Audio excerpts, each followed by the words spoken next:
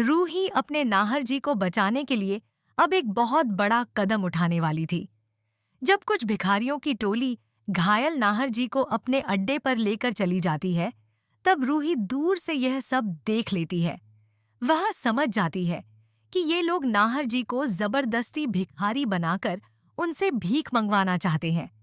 यह सोचकर रूही बुरी तरह डर जाती है और रोते हुए कहती है, मैं अपने नाहर जी के साथ ऐसा कभी नहीं होने दूंगी। अपने पति को बचाने के लिए रूही खुद भी भिखारी का भेष धारण कर लेती है। मैले कपड़े पहनकर और अपना चेहरा छिपाकर वह सीधा उन लोगों के अड्डे पर पहुंच जाती है। वहां जाकर वह उनसे कहती है, मुझे भी अपने साथ रख लो। मुझे पैसों की बहुत जरूरत है। मैं भी आपके साथ काम करना चाहती हूँ। रूही की बातों में आकर वे लोग उसे अपने गिरोह में शामिल कर लेते हैं। लेकिन तभी रूही की नज़र एक कोने में बैठे नाहर जी पर पड़ती है। नाहर की हालत बेहद खराब होती है। उन्हें देखकर रूही की आंखों से आंसू बहने लगते हैं। जैसे ही वहां मौजूद लोग बाहर जाते हैं, कौसे हैं, रूही भागकर नाहर जी को गले लगा लेती है और रोते हुए कहती है, मैं आपको कुछ नहीं होने दूंगी। नाहर जी की आंखों में भी आंसू आ जाते हैं, लेकिन कमजोरी की वजह से वह कुछ बोल नहीं पाते। रूही समझ जाती है कि अगर जल्द इलाज नहीं मिला तो नाहर जी की जान खतरे में पड़ सकती है। इसलिए मौका मिलते ही वह नाहर जी को वहां से लेकर भाग निकलती है। लेकिन थोड़ी ही देर में उन गुंडों को सच्चाई पता चल जाती है। वे समझ जाते हैं कि रूही कोई भिखारी नहीं, बल्कि नाहर जी की पत्नी है जो उन्हें बचाने आई है। उनका सरदार गुस्से में चिल्लाता है, इन दोनों को पकड़कर वापस लाओ, ये बचकर नहीं जाने चाहिए। सभी गुंडे हथियार लेकर रूही और नाहर का पीछा करने लगते हैं। मगर रूही भी ठान चुकी होती है कि वह आज अपने नाहर जी को बचाकर ही रहेगी। वह नाहर जी को अपनी गोद में उठाकर तेजी से भागने लगती है और भीड़-भाड़ वाले बाजार तक पहुंच जाती है। बाजार में इतने लोगों को देखकर गुंडे डर जाते हैं। उन्हें लगता है कि अगर यहाँ हमला किया तो लोग पुलिस बुला लेंगे और उनका पूरा गिरोह पकड़ा जाएगा। इसलिए वे चुपचाप पीछे-पीछे चलते रहते हैं। फिर मौका मिलते ही उनमें से एक गुंडा पीछे से डंडे से रूही के सिर पर वार कर देता है। रूही बेहोश होकर गिर पड़ती है और नाहर जी भी फिर से उन लोगों के कब्जे में आ जाते हैं।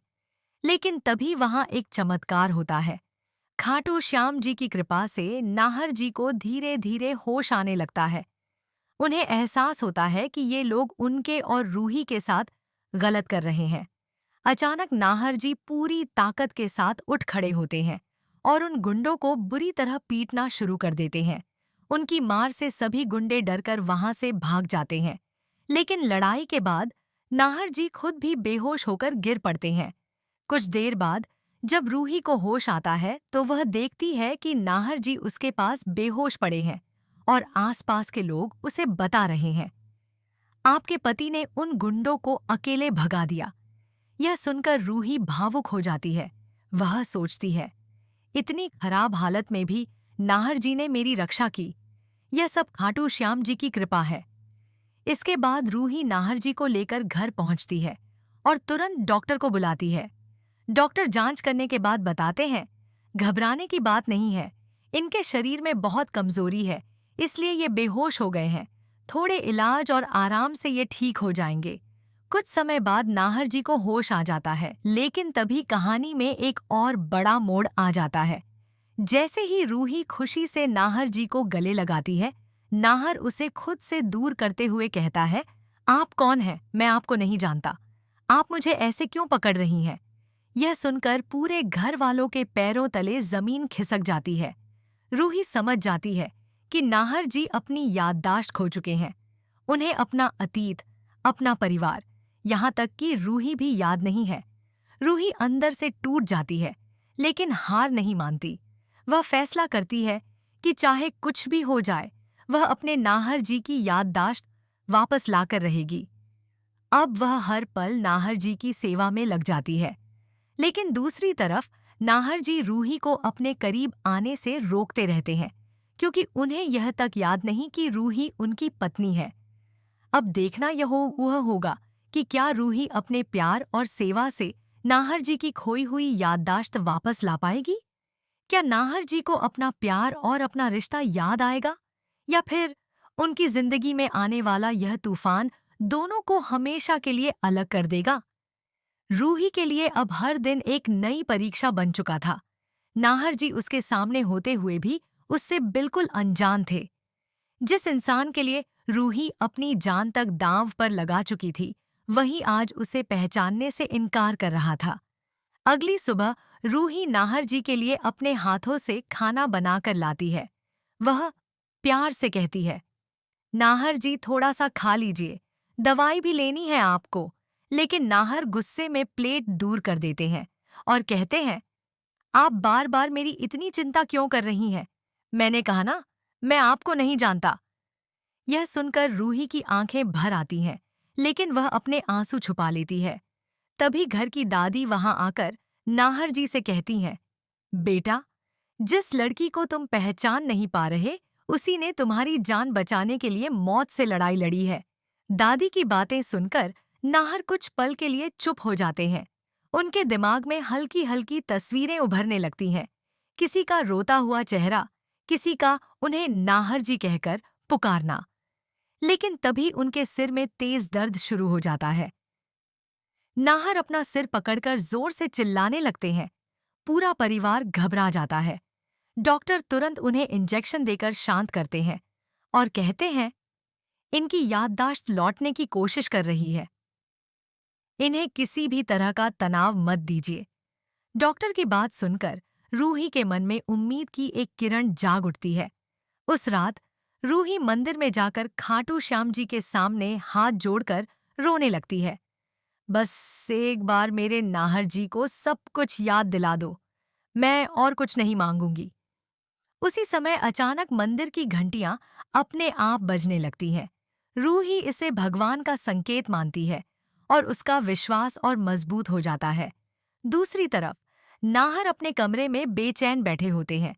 उनके दिमाग में बार बार रूही का चेहरा घूम रहा होता है। अचानक उनकी नज़र बेड के पास रखी एक पुरानी तस्वीर पर पड़ती है। तस्वीर में नाहर और रूही मुस्कुरा रहे होते हैं। तस्वीर को देखते ही नाहर के दिमाग में एक जोरदार झटका लगता है। उन्हें कुछ याद आने लगता है। शादी के फेरे, रूही का हाथ थामना, उसके साथ बिताए हुए पल। नाहर घबराकर उठते हैं और धीरे धीरे रूही का नाम लेने लगते हैं। रूही। उधर रूही जैसे ही कमरे में आती है, नाहर उसे ध्यान से देखने लगते हैं। उनकी आंखों में आंसू आ जाते हैं। रूही डरते हुए पूछती है, क्या हुआ नाहर जी? तभी नाहर कांपती आवाज में कहते हैं, क्या तुम सच में मेरी पत्नी हो? यह सुनते ही रूही की आंखों से खुशी के आंसू बहने लगते हैं। वह तुरंत भगवान को धन्यवाद करती है। लेकिन तभी नाहर फिर अपना सिर पकड़ लेते हैं और कहते हैं, मुझे सब कुछ साफ साफ याद नहीं आ रहा, बस कुछ टुकड़े याद आ रहे हैं। डॉक्टर बताते हैं कि नाहर जी की याददाश्त धीरे धीरे वापस आएगी, लेकिन उन्हें प्यार, अपनापन और पुराने पलों की जरूरत होगी। अब रूही फैसला करती है कि वह नाहर जी को उनकी जिंदगी का हर खूबसूरत पल फिर से महसूस करवाएगी। लेकिन कहानी में नया तूफान तब आता है जब वही गुंडों का सरदार जेल से छूटकर वापस लौटता है। वह बदला लेने की कसम खाता है और कहता है, इस बार मैं नाहर और रूही दोनों की जिंदगी तबाह कर दूंगा। क्या रूही अपने प्यार से नाहर जी की पूरी याददाश्त वापस ला पाएगी? क्या वह गुंडों के नए हमले से अपने परिवार को बचा पाएगी? या फिर उनकी जिंदगी में एक और भयानक तूफान आने वाला है?